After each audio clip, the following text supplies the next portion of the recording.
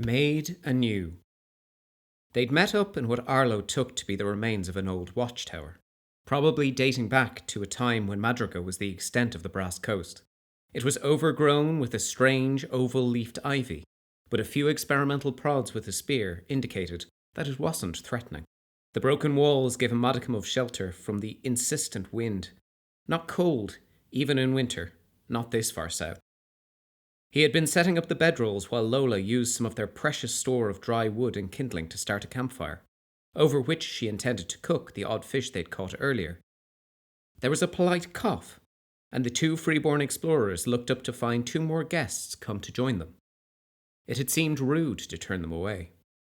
Vulcus was an Urizen stargazer who airily explained their theory that while the strangeness here was clearly a result of the river rising, its foundations had been built by the use of imperial enchantments. Their companion, Billiam, was an unstereotypically cheerful Bregus in reed-woven mage armour with an iron-shod staff, and an endless store of riddles, funny stories, and homespun proverbs that Arlo half suspected he made up on the spot. They were all tired and muddy, but hot fish and hot tea. Vulcus had a series of little pots with various different flavours they insisted on sharing with the freeborn, and good company had revitalised their spirits. As the moon rose, Billiam excused himself to answer a natural call, and went a short distance into the dark. After a few moments, his voice drifted back towards the campfire.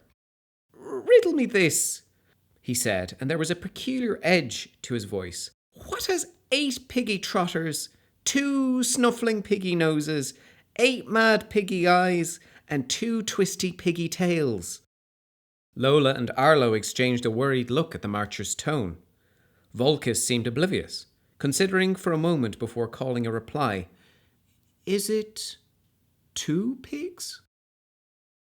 "No, there's only one of them, and Paragons preserve me, it's seen me."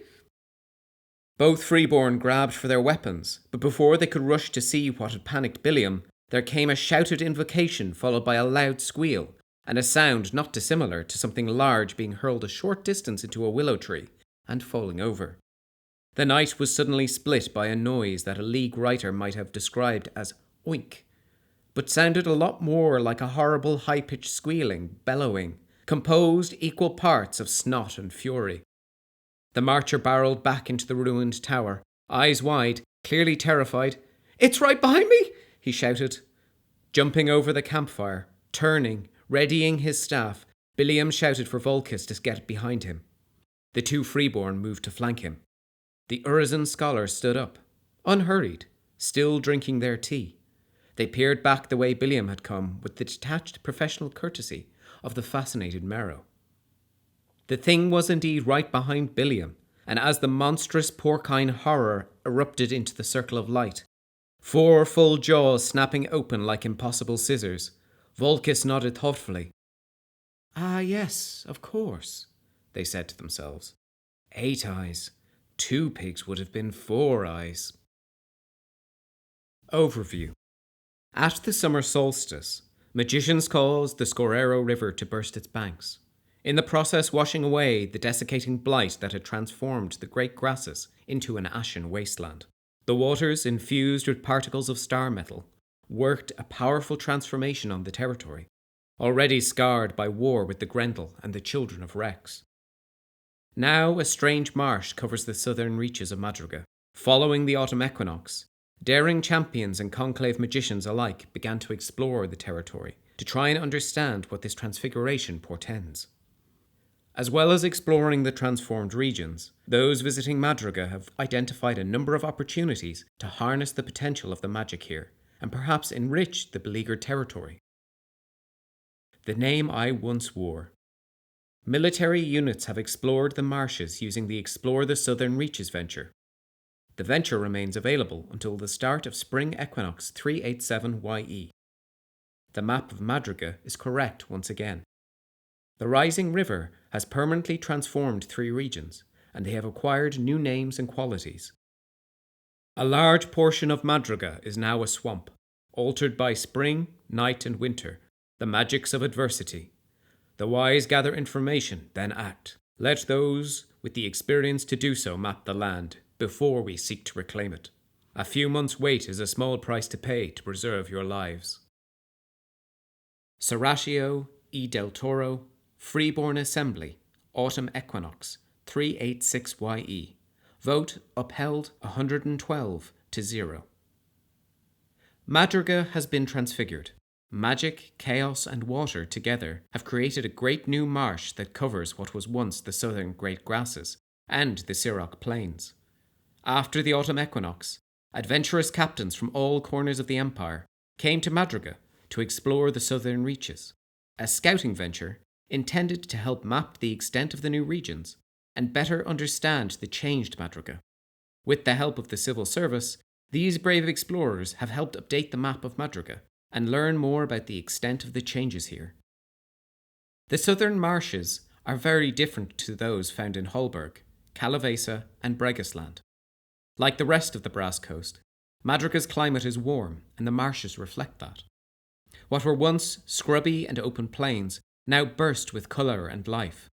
Many of the creatures that lived in or along the banks of the Scorrero have been changed by the combination of spring and night magic. These creatures are not restricted to the marshes.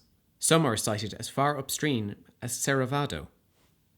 Trees now anchor the banks, grown impossibly fast over a handful of months.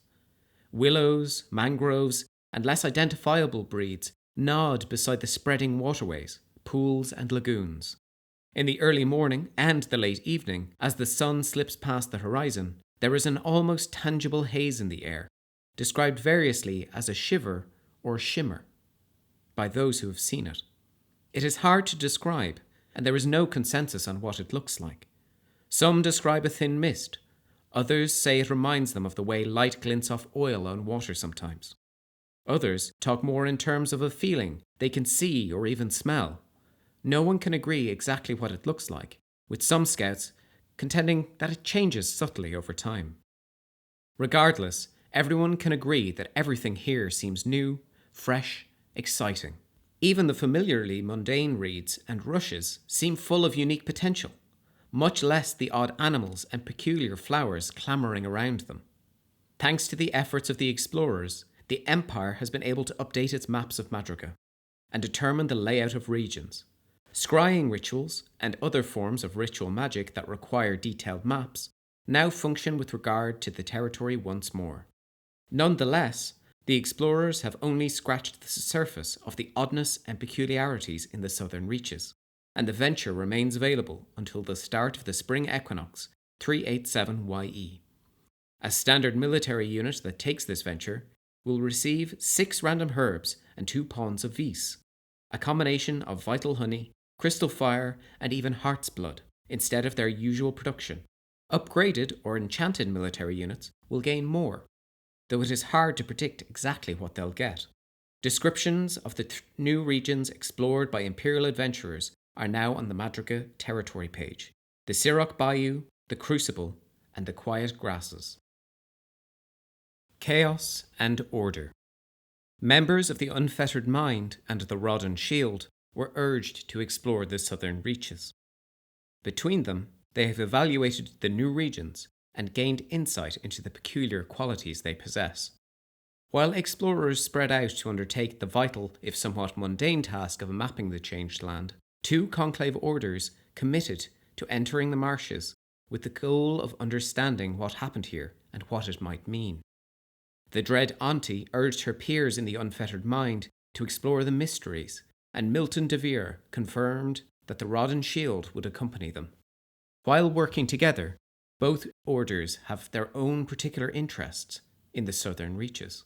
The Unfettered Mind exists to boldly consider possibilities and opportunities that others may not consider, and have been involved with the magical chaos in Madriga since near the start.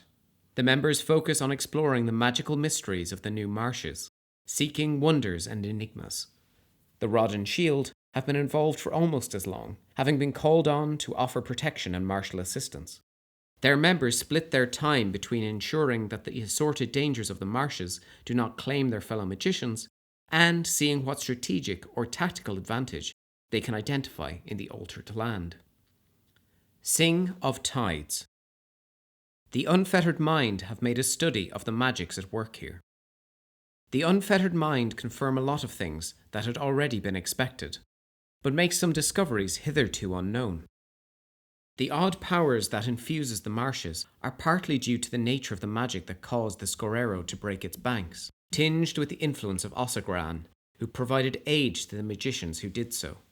It is partly due to the intervention of the Night Eternal, Azoth, that helped break the connection between the Dry Patricians and the winter magic that sustained them. Specifically, by claiming the potent regio from which they drew much of their energy. It is also partly due to the lingering influence of that self-same winter magic, but shorn of its connections to unquenchable thirst. The magic has been further complicated by the fact that, like the drownbark forest in Ossium, the waters of the Scorero, and now the marshes and the quiet grasses, are infused with particles of ilium swept down from the mountains of Karaman. Too diffuse to extract, but enough to anchor and strengthen the potent magics unleashed in saving Madriga from the forces of desiccation, especially when one adds the preserving, durable nature of winter energies to the mix. While there are pockets of winter magic here and there, it is the resonances of spring and night that have had the most influence. Resonances of chaos and transformation have both acted on the land around the Scorero, shaping and changing each other. The nature of the two Eternals involved has also played its part. Azoth's essence is one of change and transfiguration, while Ossagran promotes a kind of gentle fertility. It's not clear that these influences are the result of conscious effort on behalf of the two Eternals, so much as the unavoidable consequence of the parts they played in recent events. The result has been that many of the beasts and plants that lived in the flooded areas have been altered and changed, to the point where some are unrecognizable. Yet there is also winter magic here that provides a level of stability alien to both spring and night.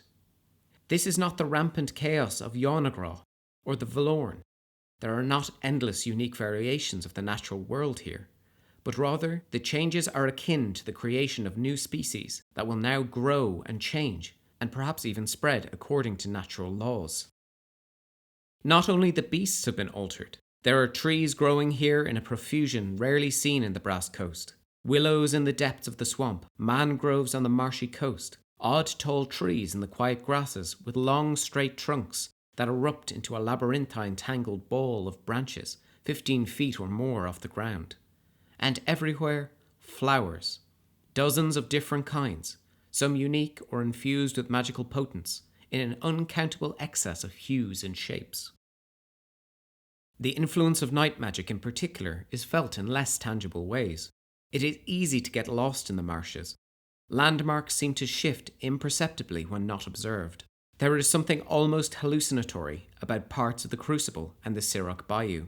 Some of the Unfettered Mind explore the theory that the marsh may now be larger on the inside than it is on the outside, that if one takes the right or wrong routes, the place opens up around one. The more one pushes towards the centre, the larger the place becomes, as if there is a great deal more marsh than there is any right to be, folded and crinkled up within the easily mappable borders.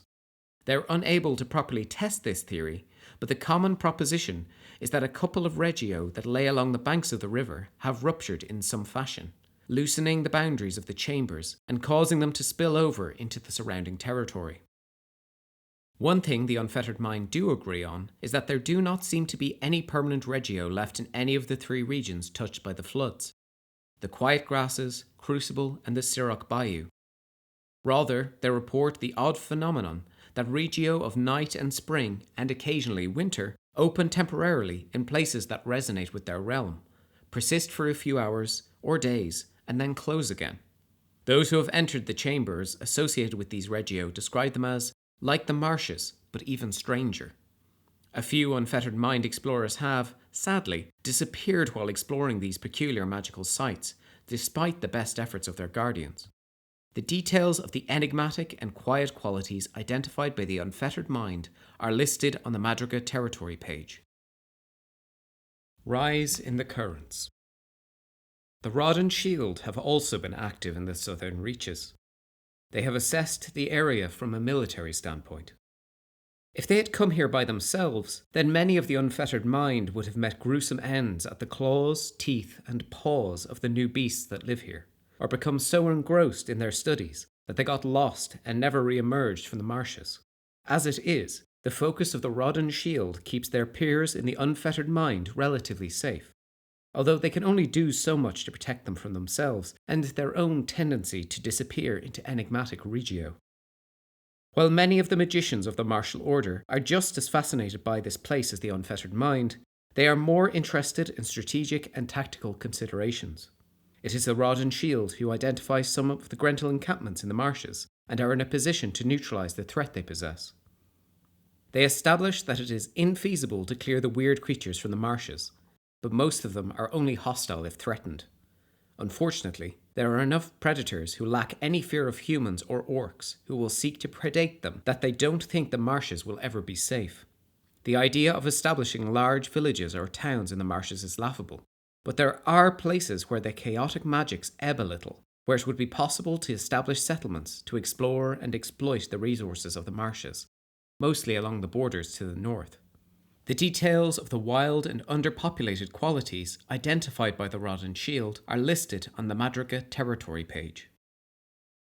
War and change. Siroc Bayou, Crucible, and Quiet Grasses are uncontrolled. The children of Rex have raised their navy at Free Landing. The rod and shield also assess strategic situations in the territory. They are able to confirm that at the moment, the 3 new regions are uncontrolled, although the wild quality of Siroc Bayou and Crucible may present challenges for Imperial forces sent to conquer them. Perhaps just as pressing is confirmation that the Children of Rex have completed their scheme to forge a navy from pirate ships and looted symbols of the freeborn storm. The gathered storm, composed of ships from the broken shore, from foreign pirates and Imperial traitors alike, is now anchored at Free Landing. The flagship of the Navy incorporates the stolen Stormchild figurehead, a clear taunt to the freeborn. The Navy is able to support itself while the Children of Rex continue to control the islands of Free Landing, the Khazar Straits, and, if rumour is to be believed, similar bastions of unnatural power in the Temple of Tempest Jade in Rhaenoch, and perhaps even the Iron Confederacy. With this force, supported by spring magic and pirate vessels, they will be able to threaten any of the settlements along the Bay of Catazar, cause for alarm for the people of Khazar and Calvos. Bridges over turbulent waters. It is still impossible for an Imperial army to move between Madriga and either Feroz or Segura. The Rod and Shield proposed that an appraisal by Lutomisla Nigoslava could resolve the issue. The midpoint bridge, representing the only easy way to cross the Scorrero to Feroz, is no more. The same is true of the Caravado Bridge that once linked Madriga and Segura. The Rod and Shield located the ruins of both bridges and found that nothing remained except shattered stonework on either side of the river. Rebuilding the bridges would still be a significant challenge, but there is some good news. The Rod and Shield magicians say that the broken white granite that once served as the foundations of each bridge bears signs of lingering winter magic that has somehow preserved and protected these fragments from the chaos of the marshes. As such, they seem to be quite stable and show no sign of either sinking into the marshes or being swallowed by the verdant plant life. This suggests a way to deal with the other problem, that building a road through shifting night and spring-infused marshlands is a major challenge, even for the creativity of the Brass Coast. However, they believe that the ideal people to address this challenge would be Varushkans. One Rod and Shield magician versed in engineering goes so far as to propose that if the Senate wishes to create a durable and reliable connection between Segura and Feroz that will survive the weird marshes, they could do worse than call on Lutomisla Nigoslava, well versed as she is in night magic, to bring some Varushkan road builders south to appraise the problem. Until then, though, they believe that it will remain impossible to move an Imperial army between Madriga and Feroz, or between Madriga and Segura. Mind Trap Madriga. Magicians of the Rod and Shield have suffered attacks from Grendel and Asaveans in the Crucible. This skirmish is a combat highly likely encounter. Sakari Nightscale is responsible for dealing with the Grendel and Asaveans. This conjunction is against barbarians, Magistrates advise that lethal force is fully justified. The Order of the Unfettered Mind seek to complete an expedition to investigate the unusual magics in the swamp of Madriga. The Order of the Rod and Shield seek to support and defend our allies in this task. Milton DeVere, on behalf of the Rod and Shield, Autumn Equinox 386YE.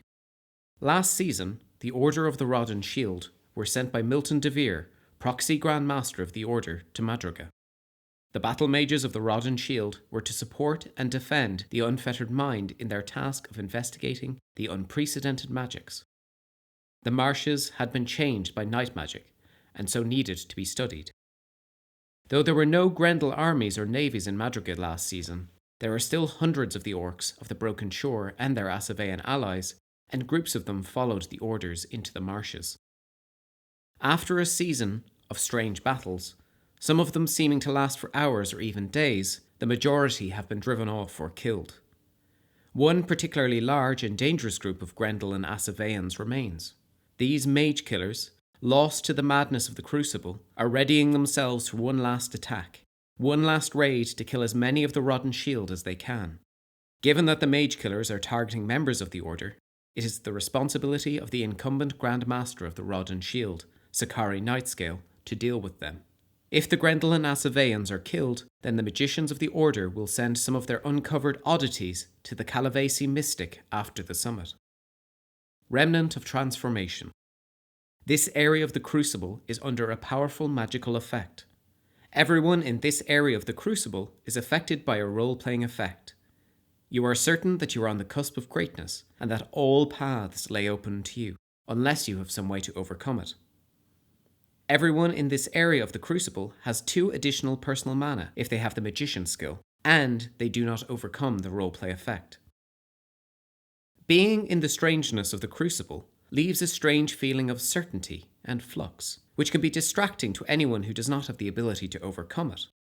The easiest method to overcome this feeling is to receive an anointing, but particularly heroic individuals, or those in possession of certain enchantments or magic items, may also be able to counteract the effect. Amero can also draw on their calm nature to overcome the dangerous, heady feeling. Participation. If you took the Explore the Southern Reaches action, or you were a member of the Unfettered Mind, or Rod and Shield Conclave Order, you are encouraged to make up stories about the things you saw or encountered in the new marshes, based on the descriptions above. The theme for this place is wonder, change, and strangeness. There is danger here, but it is the danger of predators that don't fear people, or weird geographic features such as shifting land, hungry waters, or sucking mud. Ease away my grateful skin. Some examples of the peculiar species encountered in the marshy regions of southern Madriga include the following. Gulls with gorgeous multicolour plumage, more appropriate to jungle birds, circle over the bay, while predatory birds, akin to oversized 4-legged herons with barbed razor-sharp beaks, and clever brindled creatures that might once have been river voles. Flocks of flightless avians that share many characteristics of the dodo birds that lived wild or escaped from freeborn farms, have seemingly gained abilities to camouflage themselves, their talons dripping with paralytic venom. Dragonflies as long as your arm, beetles the size of a clenched fist with shells that shift and shimmer like oil on water. Amphibious pig-like creatures that grub among the roots with armoured skin, and a terrible grunting bellow that can rob the strength from the limbs of those who get too close. Alligator-like lizards with 8 legs lurk beneath the open waters. 6-foot-long harpoonfish that fire bony projectiles connected to muscular tendons that drag small prey into the water. Pastel spider crabs with disturbingly intelligent eyes and 10 limbs, whose flesh is apparently remarkably tasty. It remains to be seen which creatures will prosper, and which will die out in the coming years. There are also creatures that may have been brought into being by magic itself, possibly emerging from Reggio, washed open by the magically infused water. Scouts report ambulatory creatures that look like stunted willow trees, but have the faces of elderly people hidden beneath their boughs, that whisper in somnolent voices. drifting, flitting, multicolored lights that bring dreams of lives not lived, and odd pale figures that look a little like freeborn, clad in funeral black, who weep quietly beside the river and disappear into the waters when approached. Are they real, or symptoms of the almost hallucinatory influence of parts of the deep marsh? Peace in silt and water.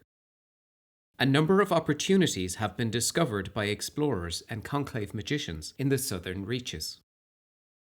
Between them, the two groups, cunning scouts and conclave magicians, have uncovered a number of opportunities in Madriga.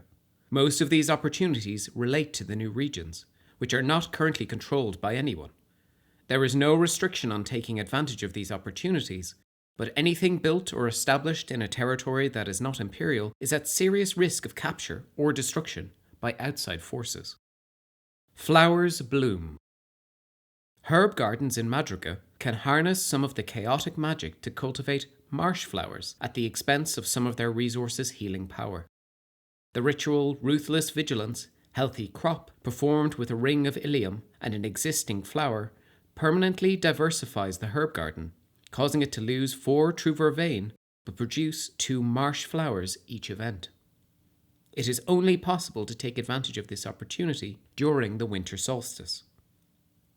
It might be possible to create an arcane projection to allow future herb gardens in Madriga to gain this benefit. An appraisal might find a way to establish marsh flowers in the drownbark forest.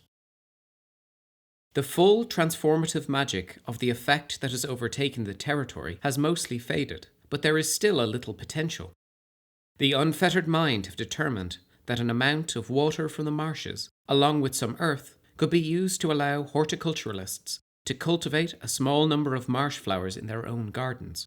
The catch is that they would need a boost of magical energy and a full ring of ilium to capture that magic, so that the flowers continue to prosper. During the winter solstice, any herb garden in Madriga can be diversified to grow special marsh flowers. This requires the garden to be targeted by a performance of Ruthless Vigilance, healthy crop. The ritual must include a ring of ilium and a single unused marsh flower for each target, both of which are consumed in the casting. The merciless winter magic will cull the herb garden and use the energies released to help a small number of marsh flowers to take root. The target herb garden permanently loses the ability to provide 4 drams of true vervain, but will instead produce 2 random marsh flowers each season. This opportunity only exists at the winter solstice, after which it will be too late to cultivate marsh flowers in this way, although the unfettered mind believe it might be possible to create an arcane projection using winter magic of magnitude 20 that could achieve the same effect, as long as it were performed on a herb garden in Madriga that has not already been subject to this effect. Unfortunately, there seems to be no way to cultivate marsh flowers outside of Madriga, although a suitable appraisal might be used to find a way to do so, most likely in Drownbark Forest, where the combination of ilium-infused marsh waters and powerful night magic already exist. Rainbow Conservatory. A conservatory to cultivate marsh flowers could be built in Crucible or Siroc Bayou. The structure would be a sinecure that requires 10 wains of mithril, 10 rings of ilium, and 60 crowns, before the marsh penalty. It would create the title Mistress of Glass Flowers, that would receive marsh flowers and adversity fees. The title could be appointed via the conclave or through the bourse as either national or imperial. The exotic flowers growing in the marshes have magical power within, but they only seem to prosper in the unique combination of magical residues, warm climate, and ilium. The unfettered mind, however, are of the opinion that there is an opportunity to bring a little order here, to cultivate the marsh flowers in a somewhat controlled environment. Their proposal is for a structure of glass and mithril infused with ilium that will provide a reliable source of marsh flowers. The best glass in the Empire, arguably, is produced in the Brass Coast, which should make this a less challenging proposition than it might be elsewhere. The Rainbow Conservatory would be built in the northern parts of the Crucible, or in the Siroc Bayou, and staffed in part by members of the unfettered mind with an interest in botany, and freeborn magicians with an interest in spring and night magic. It would require 10 wains of mithril to provide the frame, 10 rings of ilium to enrich the environment within, and 60 crowns for the glass. Once complete, it would create an imperial title, Mistress of Glass Flowers. It would be up to the person responsible for commissioning the conservatory as to how the title could be appointed. It could be a conclave position appointed by declaration of candidacy, or a bourse seat appointed either through tally of votes for the nation of Madriga is assigned to, or via the auction of the seats if an imperial position is sought. The main benefit would be that the mistress would receive 6 random marsh flowers each season, along with 3 pawns of adversity vis, a random mixture of night, spring, and winter vis. They would be responsible for protecting the Rainbow Conservatory, for supporting adventurers, herbalists, and horticulturalists exploring the southern reaches of Madriga, and making decisions about opportunities relating to the marsh flowers of Crucible and Siroc Bayou. Rainbow Conservatory. Commission type, sinecure. Location, Crucible or Siroc Bayou in Madriga. Cost, 10 wains of mithril, 10 rings of ilium, 60 crowns of labour, before the marsh modifier. Effect, creates the title of Mistress of Glass Flowers. Mistress of Glass Flowers. Type, conclave, imperial bourse, or national bourse as chosen by commissioner. Appointment, candidacy, auction of the seats, or tally of the votes, depending on type. Powers. Receive 6 marsh flowers and 3 pawns of adversity vis each season. Responsibilities. To protect the Rainbow Conservatory, support exploration of the southern reaches, and make decisions involving marsh flowers. Camp of the Sand Crab. Sand Crab Camp provides a base of operation for explorers in the southern reaches of Madriga. The Imperial Senate could give responsibility for the camp to the Unfettered Mind, the Rod and Shield, or the Brassed Coast. The appropriate conclave order, or the new title of Mistress Sand Crab, would receive 4 adversity vis each season. The Senate could commit money to expand the camp, increasing the vis received. While exploring the northeastern Crucible, some of the warbands discovered a largely intact Grendel encampment, built atop a low hill. The marshes had spread around it, and the wash of magic had prompted the growth of a thick growth of odd citrus trees that sheltered the camp from sight. There were crates and sacks of arrows, weapons, armour, and preserved foodstuffs that marked the place as likely a Grendel supply encampment, such as those regularly overseen by quartermasters and pursers. Indeed, several banners depicting pale orange crabs hung around the walls, and some of the banner poles in the centre were surmounted by sandstone crabs. There was no sign of the forces of the Broken Shore, however. Just empty tents, bedrolls, even personal possessions suggesting perhaps 150 orcs and a handful of humans had been based here. The site raises questions. Did the soldiers leave in a hurry, perhaps racing to be the last folk aboard a retreating ship? Did they flee some approaching catastrophe? Not the floodwaters, surely given the position of the camp. Or were they lured out of their safe location by something in the marshes? Likely nobody will ever know, just as nobody will ever know where the story began, that everyone here was transformed into a 10-legged spider crab when the magic washed over it. The camp's position, however, and the ready supplies, palisade walls, and tents made it a natural base of operation for many scouts, and for conclave magicians looking for a little rest and recuperation. Several improvements were made, a watchtower added, and almost inevitably given the number of freeborn visiting, a makeshift power door, and a general store catering to the needs of explorers and adventurers. As winter approaches, the camp has become a reliable landmark in the enigmatic marshes. So much so that there is an opportunity for the Imperial Senate to use a Senate motion to offer a little recognition and secure a useful resource for future exploration of the southern reaches. There are 3 possibilities as to what might be done with Sand Crab Camp. A Senate motion could make it the responsibility of the Unfettered Mind or the Rod and Shield Conclave Order. If this were done, it would provide 3 pawns of adversity vis to the Conclave Vault of that order. The camp would fall under the responsibility of the Grand Master of that order, who would be expected to respond to any threats along with their order. Alternatively, the Senate could declare that responsibility for the camp would fall to the people of Madriga, and by extension the nation that territory was part of. For the time being, that would mean the Brass Coast. If this choice were made, it would create a new title, Mistress Sandcrab, appointed by the tally of the votes. In any case, as long as someone is made responsible for the camp of the Sandcrab, once Explore the Southern Reaches venture expired at the start of the spring equinox, a new venture, available only to freeborn military units, would be created, called Dare the Southern Reaches, that would last as long as Sandcrab Camp was operational. It's too early to say for sure what the adventure would provide, but it would likely be a mix of herbs, adversity vis, and marsh flowers. At the same time the Senate motion was raised, the Senate could commit to providing additional support to the camp. This would allow those operating from the top of the hill a chance to reinforce the walls, build some permanent structures, and establish a light trade route to bring in more supplies and equipment. This would cost 30 thrones from the imperial treasury, but would increase the amount of adversity vis acquired each season to 6 pawns. If done as part of the motion assigning responsibility, this would not require a commission, as the camp already exists. If done at a later date, it would require a new motion and a commission. Mistress Sandcrab. Type: National Bourse. Appointment: Tally of the seats. Powers: receive 6 marsh flowers and 3 pawns of adversity vis each season. Responsibilities: to protect the Rainbow Conservatory, support exploration of the southern reaches, and make decisions involving marsh flowers. Explorers of Salt and Sand.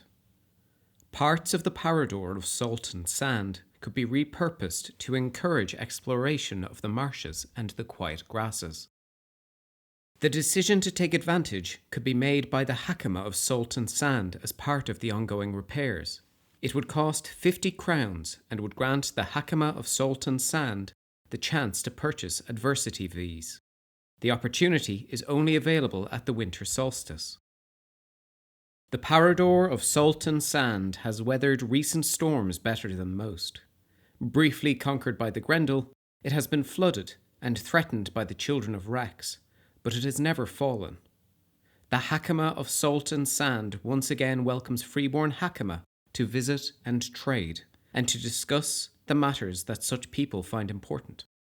Some of the Hakama who have ventured into the southern reaches and explored the quiet grasses have brought back intriguing tales to the Parador, tales that entice more Hakama and their Kohan protectors to investigate. There is already a possible expansion for the Parador, but another opportunity has become available. A series of chambers could be added to the Parador, designed to store maps of the shifting marshes, along with a place for Hakama to gather to study the effects of the enigmatic regions and the peculiar magic. This would require a repurposing of some of the lodgings and part of the space designed for the market. The change would be relatively minor, however, and cost only 50 crowns. Normally, such a development would require a Senate motion and a commission, but given that the Parador has needed recent repairs anyway, the change could be achieved by the Hakama of Salt and Sand themselves. OOC note: if they choose to redesign the Parador in this way, they need to email plot@profouddecisions.co.uk after the event and ensure the required 50 crowns are in their inventory. The change would be to encourage more trade with travellers exploring the southern reaches, creating a second ministry track for the Hakama to purchase adversity vis. This opportunity is only available during the winter solstice 386YE, after which enthusiasm for the project will have faded. Crystal and vis purchase rates. For 7 crowns, 3 pawns of adversity vis. For 16 crowns, 6 pawns of adversity vis. For 30 crowns, 10 pawns of adversity vis. Chimes of Silence. Cabela Iroquesa has been inspired to design a set of glass and mithril pillars that resonate with the power of the quiet grasses. The great work costs 50 wains of mithril, 150 crowns, and takes 3 months to complete. Once complete, it raises the level of investment in mana sites by 1 and provide each mana site in the territory with a pawn of adversity vis. When a small number of particularly adventurous unfettered mind magicians fell in with some of the independent captains exploring what was then the Great Grasses, nobody expected to experience a profound mystical experience. The story they tell is that while travelling the dense grasslands, they camped for the night under the open stars in a clearing amidst the tall grasses, and as freeborn often do, engaged in a pleasant evening of drumming, singing, dancing, and good cheer. Even the non-freeborn members of the little group joined in, the music helping to soften the impact of the quiet that hangs over the region. Shortly before midnight, with the half-moon high and the key glittering in the oddly distant sky, a sudden hush fell over the little camp. Everyone tells it the same. All song and conversation simply tailed off. Everyone stopped moving. There was no sound, a silence so loud, according to the explorers, that it drowned out everything save the heartbeats of the travellers. None of them could say how long it lasted, but when it passed, all of them had had a profound epiphany. The group split up the next day, with each member heading off to pursue forgotten ambitions or make up for past regrets. One of the Hakama, Cabela Irokeza, experienced an even more profound moment of insight, or, given the magics involved, more likely wisdom. A musician, as well as a member of the Unfettered Mind, she created a set of plans that she said were inspired in part by her understanding of the music of the spheres. In part by a discussion she had in the cold hours before morning with an Urizen member of her order, and in part by some odd dreams she had in the weeks that followed. A set of 5 glass and mithril pillars laid out to reflect the celestial constellations of the Key and the Loch, not too far from where the Aldea di Tutamen estate once stood. The pillars would capture a little of the strangeness of the quiet grasses and resonate with the silence as the winds blow. In turn, they would resonate with the flows of mana that spread and weave across Madriga, altering them and infusing a little of the magic that transfigured the southern reaches. This great work would increase the level of investment in mana sites in Madriga by 1, but rather than increasing the amount of mana crystals the sites produced, it would add a pawn of adversity vis to each site. The towering pillars would require 50 wains of mithril and 150 crowns to build, and would use a commission as normal. There's a little concern that some of the design elements echo the layout of Gita's Vales, where the Hakama once studied before the place was wrecked by the Subral terror, but Cabela earnestly explains that they perform a very different function. While Gita's Vales are meant to focus mana inwards to contain, the pillars, her chimes of silence, focus the magic outward in a much more wholesome manner, sharing their power with everyone in Madriga. Cabela has lodged her plans with the civil service. There is currently no time limit on when the chimes of silence might be commissioned, provided the situation in Madriga does not change. Chimes of silence. Commission type, great work.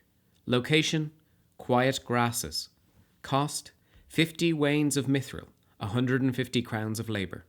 Effect, raises the level of investment in mana sites by 1. Grants every mana site a pawn of adversity vis each season, instead of a mana crystal. The Enigmatic Tower. The Empire could commission a College of Magic in the Enigmatic Tower. The college would be specialised in spring, night, and winter rituals, but could only codify rituals of those realms. The college would have an upkeep of 75 mana a season. The Enigmatic Tower would not affect the upkeep of current or future colleges of magic. Several scouts recognised an odd tower, a little like a lighthouse, in the Scorero itself, barely a mile after the river passes into Crucible. The water is still quite swift-flowing and rambunctious, and a challenge to cross. A small number of rod and shield magicians managed to make the trip, combining freeborn daring with league ingenuity and Wintermark enthusiasm.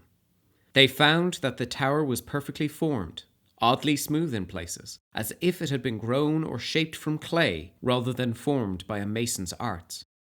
They also quickly discovered that the tower resonates with the power that created the Crucible, the magic of spring, winter, and night.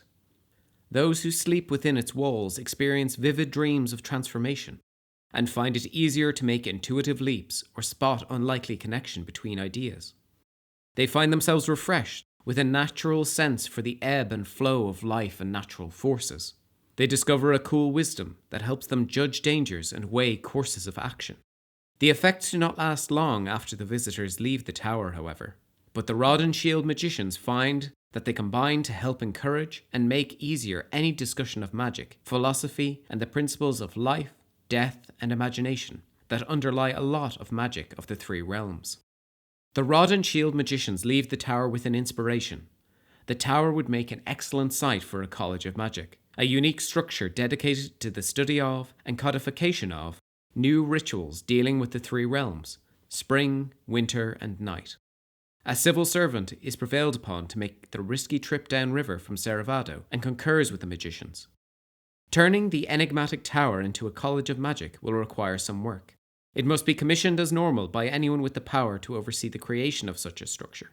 It would require construction materials, 30 wains of white granite, 30 wains of mithril, 30 wains of weirwood, but it would also require an investment of 60 rings of ilium to refine and focus the inspirations, novel ideas, cool wisdom, and energies that flow through the tower and the waters of the Scorero, and to ignite the beacon that would shine atop the tower, providing a landmark visible throughout the marshes. The construction work would cost 360 crowns before the modification for building in a marsh, and take a year to complete. Once complete, though, the new College of Magic would have several unique qualities.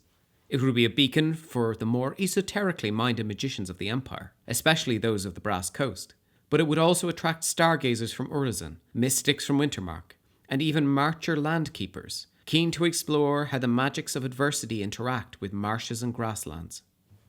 The harnessed magic and the significant natural resources of the river and the marshes, as well as the rich merchants of the Brass Coast, would mean that the college would not require an upkeep from the imperial treasury.